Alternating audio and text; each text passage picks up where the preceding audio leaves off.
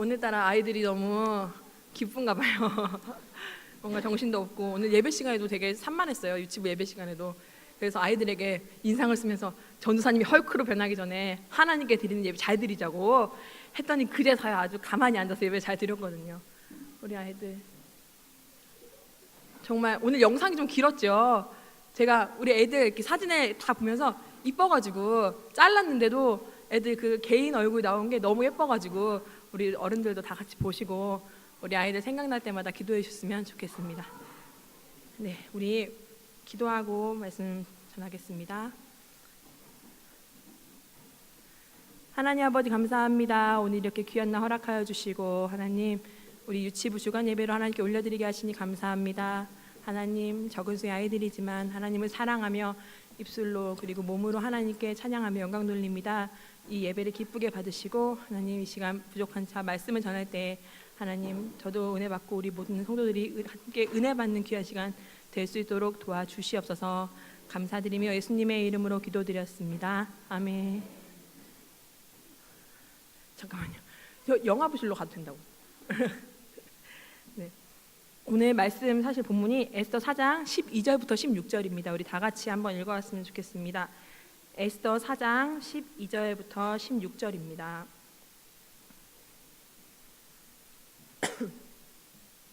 우리 다 찾으셨으면 교독으로 읽겠습니다. 그가 에스더의 말을 모르드게에게 전하매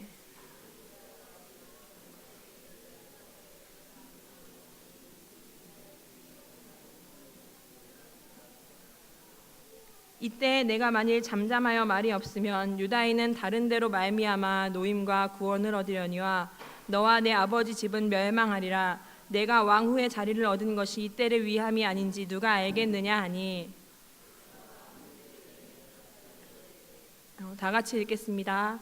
당신은 가서 수산에 있는 유다인을 다 모으고 나를 위하여 금식하되 밤낮 3일을 먹지도 말고 마시지도 마소서.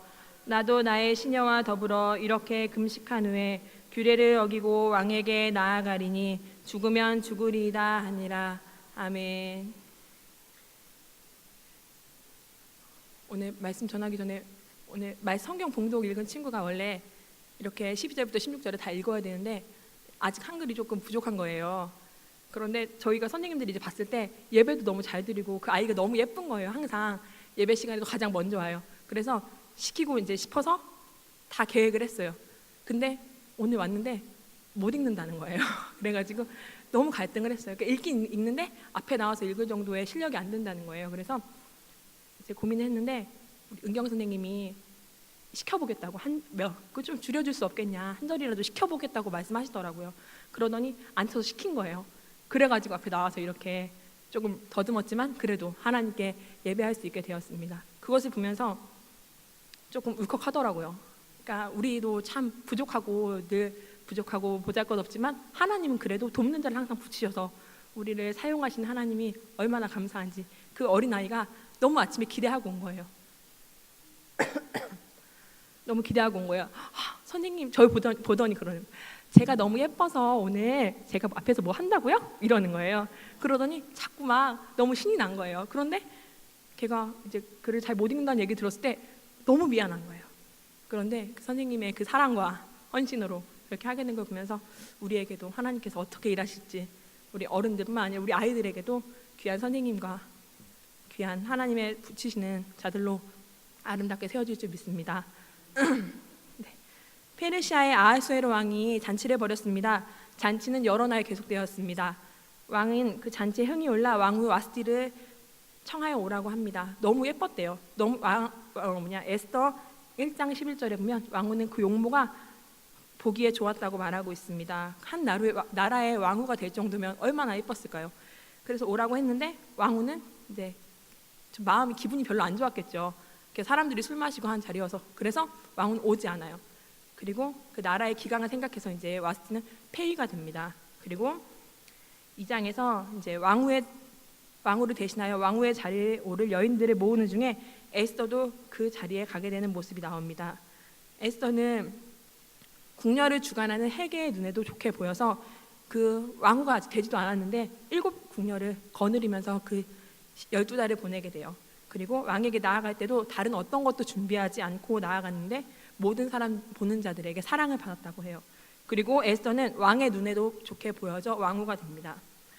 그리고 에스더를 딸처럼 키워준 우리 모르드게는 왕이 가장 높게 지위를 세워준 하만의 눈에 벗어나게 됩니다. 모르드게는 하나님을 믿는 사람이기에 하만에게 무릎 꿇지 않았어요. 주위의 사람들이 계속 얘기했어요.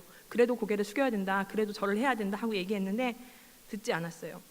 결국엔 하만이 매우 화가 났어요. 그리고 하만의 화는 모르드게에만 가는 것이 아니라 모르드게의 그 민족인 유다인 모두를 없애버리려는 그런 계획까지 가게 됩니다. 하만은 결국 아하수에로 왕에게 은 1만 달란트를 드리겠다고 이야기하면서 유다인들을 멸할 조서를 씁니다.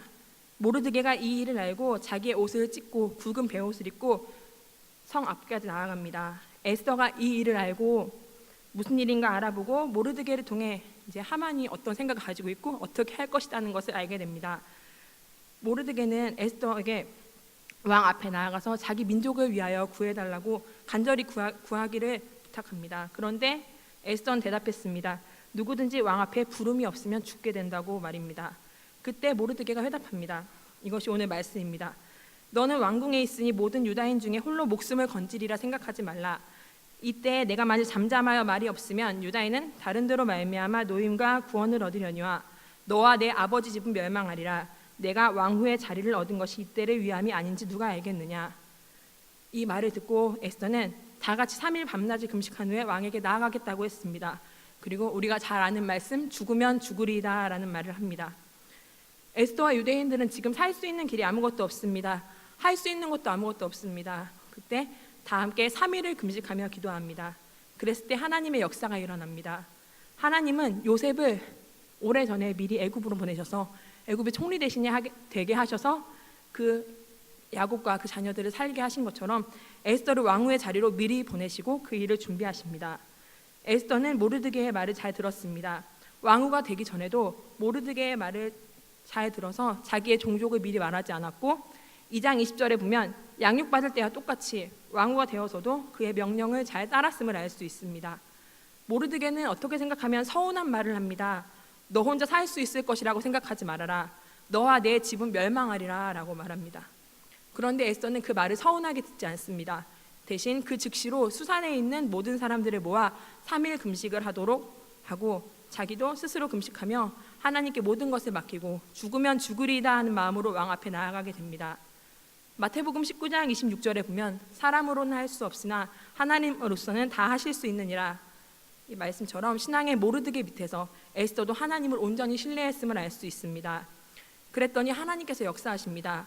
왕 앞에 부르심을 받지도 않은 에스더가 왕 앞에 나아갔을 때 왕이 귀를 내밀고 도리어 갑자기 그대의 소원이 무엇이냐고 묻고 그 나라의 절반까지도 주겠다고 이야기합니다. 죽으면 죽으리이다 했더니 하나님은 상황을 역전시키십니다. 문제 가운데 기도하며 나아갔더니 하나님은 인간이 생각한 것보다 더 큰 일을 하십니다. 오늘 낮에 대예배 때 목사님께서 말씀하셨던 수로보니게 여인처럼 개 취급을 받아도 끝까지 믿었더니 구원을 받고 딸도 고침을 받았던 것처럼 에스더도 사람이 듣기에 순간은 기분 나쁠 수 있어요. 너네 집이 멸망할 것이다. 네가 안 하면 너네 집 멸망할 것이다 는 말을 들었지만 그 말을 경히 여기지 않고 그대로 받고 순종했더니 역사가 일어났습니다. 왕이 소원을 물은 그때 에스더는 왕에게 하만과 잔치에 오라고 합니다. 그리고 그 다음 날도 하만과 함께 잔치에 오라고 합니다. 그때 하만의 기세는 너무 당당해졌습니다. 그래서 당장 집에 가서 어떻게 하면 눈에 가신 모르드게를 처리할까 해서 50규빗이나 되는 엄청 큰 나무를 세웁니다. 그리고 그날 밤에 왕이 갑자기 잠이 오지 않습니다. 그래서 역대일기, 근데 궁중에 있었던 일들을 쓴 그 일기를 가지고 와서 읽게 합니다. 그리고 읽는 중에 모르드게가 암살의 음모에서 자신을 구해주었다는 것을 알게 됩니다.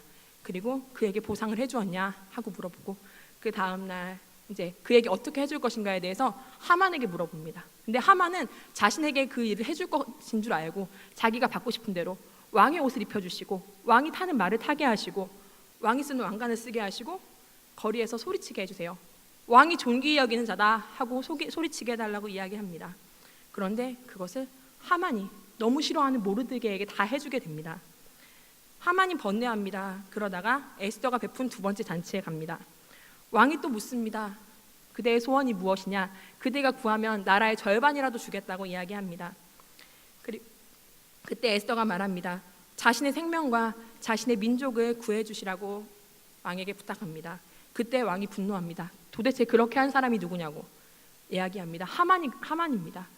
그렇게 하만은 왕의 노를 사서 결국 자기 집에 눈엣 가시인 모르드게를 죽이고자 했던 그 50규빗이나 되는 나무에 자기가 매달려 죽게 됩니다. 그리고 유다인들을 죽이게 허락된 어명은 모르드게에 의해서 이제 다르게 변형되어서 그날에 유다인들이 다른 자기들을 해치려고 하는 사람들을 다 죽일 수 있게 그렇게 바뀌게 됩니다. 이렇게 하나님은 문제 가운데 죽으면 죽으리이다 하고 기도하며 나아갔을 때 우리의 생각보다 더 큰 일을 행하시는 분인 줄 믿으시기 바랍니다. 금식하며 나아갔을 때 왕의 눈에 에스더가 너무 아름다워 보이는 것은 이제 원래도 예뻤으니까 생각할 수 있겠지만 이야기합니다. 나라의 절반이라도 주겠다고 이야기합니다. 한 나라의 왕이 그렇게 큰 나라의 왕이 나라의 절반이라도 주겠다는 말을 하는 것 너무 놀랍지 않습니까? 그리고 왕이 하필 그날 밤에 하만이 그렇게 50규빗이나 되는 나무를 세운 그날 밤에 잠이 오지 않아서 역대의 길을 펼쳐서 모르드게의 그 업적을 다시 한번 돌이켜 볼 생각을 어떻게 할 수 있겠습니까? 또한 원수 하만을 통해 모르드게가 더 존귀케 될 줄 누가 알았겠습니까? 그리고 하만이 자기가 세운 나무에 달려 죽으리라고 누가 생각했겠습니까? 그리고 가장 중요한 그들이 3일 동안 밤낮으로 금식하고 그렇게 굵은 베옷을 입고 기도할 수밖에 없었던 기도 제목이었던 유다인 진멸도 그와 정반대로 유다인들이 도리어 그를 해하려는 자들을 없앨 수 있는 그런 기회가 될 줄 누가 알았겠습니까? 하나님은 그런 분입니다. 우리가 죽으면 죽으리다 하고 기도하고 나아갈 때 역사하십니다. 지난 금요일 우리 목사님께서 기도의 중요성에 대해서 말씀하셨습니다. 우리는 기도해야 됩니다. 오직 기도가 하만같이 우리를 먹어 삼키려는 죄와 문제 가운데서 이길 수 있는 힘을 주십니다. 이 시대는 우리가 바로 서려고 해도 우리를 가만히 두지 않습니다. 하만처럼 우리를 옥죄는 문제들이 생길 수밖에 없습니다. 그것이 성경대로 되어져 가는 것입니다. 그럴 때 우리는 기도해야 됩니다. 우리가 더 이상 할 수 없다는 것을 깨달아야 합니다. 그런데 우리는 조금이라도 내가 더 해보려고 내 힘대로 안간힘을 쓰면서 내가 버팁니다. 자녀의 문제도 그렇습니다. 가정의 문제도 그렇습니다. 우리 교회의 문제도 그렇습니다. 그리고 이 나라의 문제도 그렇습니다. 우리는 기도해야 됩니다. 출애굽기 2장에서 애굽이 이스라엘 백성의 태어난 아이들을 다 죽이라고 할 때 모세가 태어났습니다. 모세의 엄마는 3개월을 그 아이를 전전긍긍하면서 키웠습니다.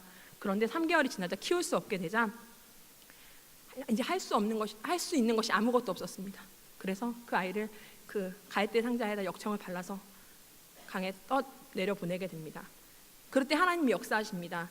그 상자를 바로의 공주가 발견하게 되고 그렇게 됐기 때문에 모세가 그렇게 큰 이스라엘 백성을 구원해낼 큰 인물이 됩니다. 우리가 할 수 없을 때 오직 하나님만 의지하면 하나님은 일하십니다. 저희 담비는 정말 똑똑합니다. 4살치고는 너무너무 똑똑하고 정말 우리 승원이랑 같이 말을 해도 지지가 않습니다. 그리고 도리어 승원이를 막 혼냅니다. 제가 혼내는 것처럼 이렇게 하지 말랬지 하면서 막 혼내기도 해요. 근데 담비는 한 가지 장점이자 단점이 있어요. 스스로 하는 것을 너무 좋아해요. 다 자기가 하겠대요. 좀 전에 예배 시간 이제 시작했을 때 쉬가 마렵대요. 그래서 데리고 갔어요. 그런데 막 혼자 가서 그 애기용 변기가 있는데 들어가서 문을 딱 잠가버리는 거예요. 그러더니 자기 이제 쉬만 할 줄 알고 이제 들어갔는데 똥이 나온 거예요.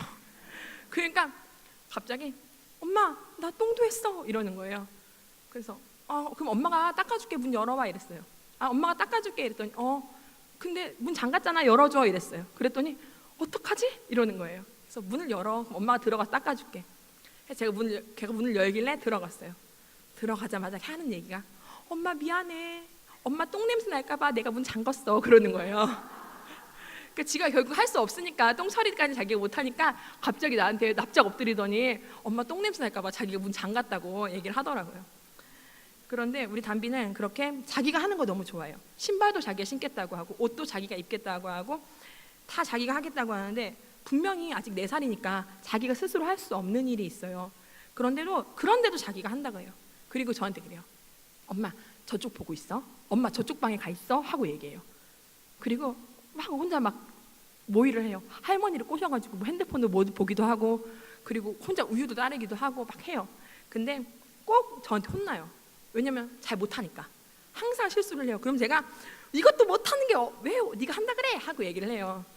근데 담비가 그렇게 계속 고집을 부려요. 근데 그러다가 나중에 깨닫긴 깨달아요. 나 이거는 내가 못하니까 엄마가 해줘야지 하고 이야기할 때가 분명히 와요. 그러기까지 시간이 좀 걸려요. 우리도 마찬가지입니다. 우리의 힘과 우리의 능력으로 할 수 있는 일은 한계가 있어요. 하나님께서 도와주셔야 될 부분이 분명히 있는데 우리는 끝까지 버티는 거예요. 어떻게든 우리가 해보려고. 그러니까 잘 안 되는데 하나님은 언제나 우리 뒤에서 손을 내밀고 계십니다. 담비가 뭘 할 때 제가 이렇게 쳐다보고 있어요. 항상 쳐다보고 있어요. 뭐 쏟으면 닦아주려고. 아이스크림 먹을 때도 줄줄 흘리니까 제가 항상 대기하고 있어요. 닦아주려고, 도와주려고. 하나님도 항상 우리를 그렇게 지켜주시고 보고 계십니다.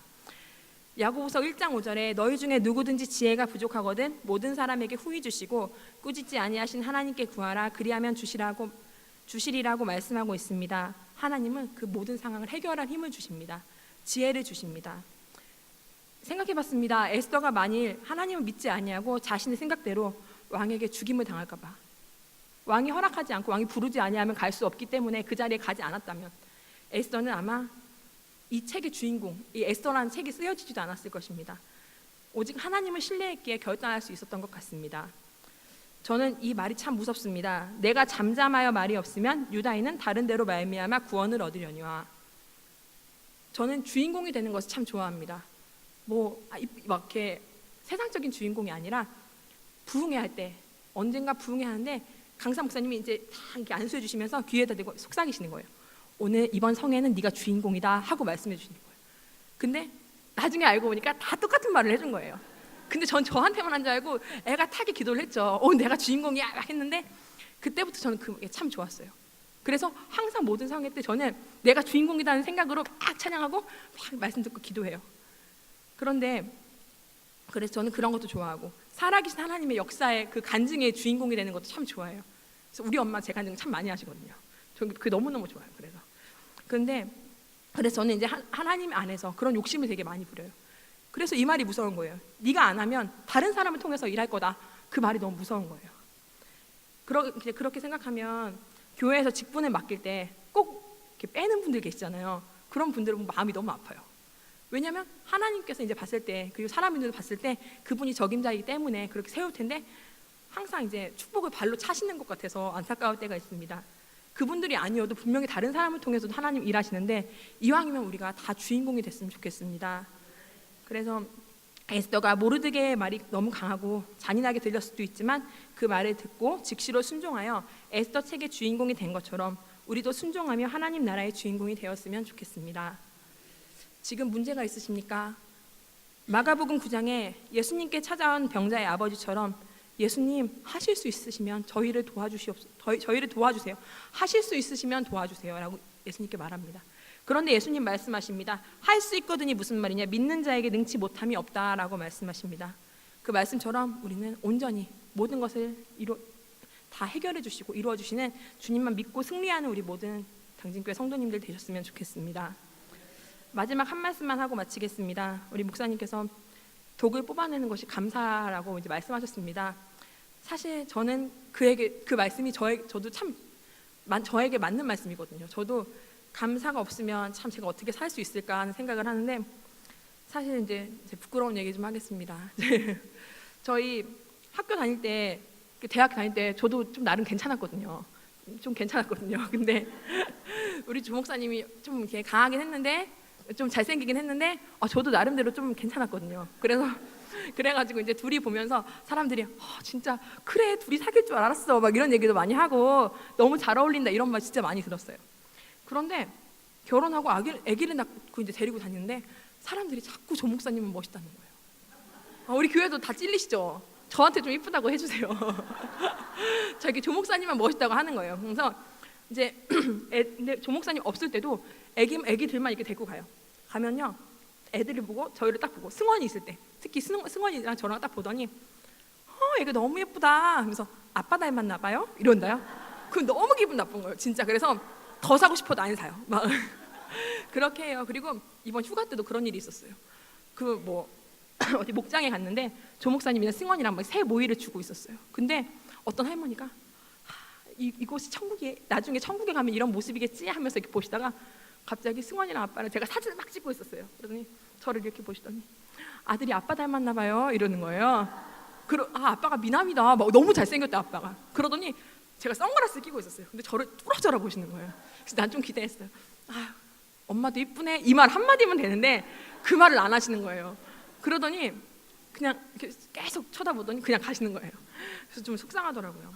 그래서 저는 자존감이 좀 이렇게 가끔 낮아질 때가 있어요. 전 사실 제가 옛날에도 말씀드렸듯이 제 이상형은 장동건이었어요. 장동건이랑 살아도 괜찮겠다 제가 생각했거든요. 근데 우리 조용신 목사님도 한테도 이제 너무 제가 눌리는 거예요. 그래가지고 자존감이 떨어져서 차라리 좀 못생기고 좀 뚱뚱한 사람이랑 결혼했으면 내가 조금 빛날 텐데 이 생각도 한 적이 있었어요. 그런데 어느 날 친한 언니한테 전화가 왔어요. 그 언니 동생이랑 막 둘이 제 얘기를 했대요. 제가 너무 부럽다는 얘기를 했대요. 이제 제 자랑을 이제 하겠습니다. 저는 혜미 전도사님은 피아노도 잘 치고 대학원도 나왔고 아이고 애도 이제 예쁜 애들도 이렇게 둘이나 낳고 뭐 아무튼 막 그런 칭찬을 막 했대요. 그러면서 내가 너무 부럽다는 얘기를 했다는 거예요. 그 언니들이. 그때 아니 뭘 이러면서도 제가 기분이 너무 좋은 거예요. 그러면서 그때 전화를 끊고 생각이 빠졌어요. 맞다. 하나님께서 나에게 이렇게 해주셨는데 내가 삶에 빠져가지고 몰랐던 거예요. 내 안에도 감사의 조건이 너무 많은데 잠깐 그 외모와 이런 걸 통해서 보이는 것들에 인해서 내가 눌리니까 감사가 싹 끊어지는 거예요. 그리고 불만 불평. 요즘에 조 목사님 배 나와서 조금 좋아요. 그래서 돌아보게 되었습니다. 그래서 감사하게 되니까 다시 나의 낮아졌던 자존감이 회복되게 되었습니다. 우리가 사는 모든 것이 다 하나님의 은혜로 된 것인데 우리는 자꾸 우리가 갖지 않은 다른 것을 자꾸 원하기 때문에 우리는 삶에 늘 감사가 없습니다. 그렇기 때문에 우리 마음에 독이 생길 수밖에 없고 우리 마음에 불만 불평이 생길 수밖에 없는데 그 감사가 회복되면 그 모든 것이 회복되는 줄 믿으시기 바랍니다. 어릴 때 엄마가 학교 가기 전에 항상 이야기했던 것이 있어요. 몇 번 안 얘기했던 것 같은데 전 기억에 남아요. 오늘 너한테 좋은 일이 있을 거야. 하나님께서 너에게 좋은 일 주실 것 같아. 감사 50번만 해 그러는 거야. 나가면서 걸어가면서부터 이제 감사 하면서 50번을 딱 채워요. 그리고 나서 이제 하루를 지내요.